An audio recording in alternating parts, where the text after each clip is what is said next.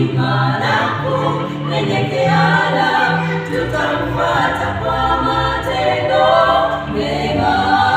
Twapaswa kujishusha, Yesu atawale maisha yetu yote, yeye aongoze, atatupa hekima na kunyenyekeana, tutamfuata kwa matendo mema.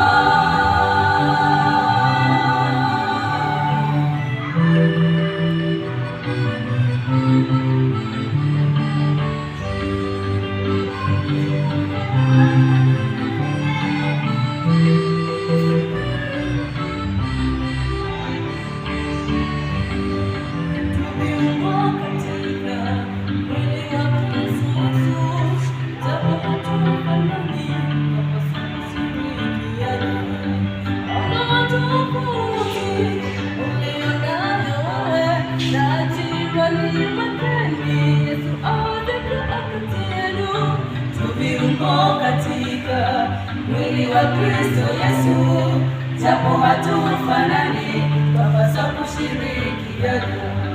Ondoa tofauti ulionayo wewe na jirani, mwekeni Yesu aweze kaa kati yenu. Unampenda Mungu wa mbinguni usiyemuona, wakati jirani yako ni ndugu na mchukia.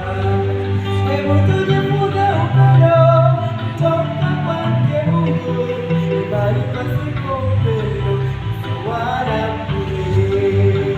Twapaswa kujishusha, Yesu atawale maisha yetu yote, yeye aongoze, atatupa hekima na kunyenyekea.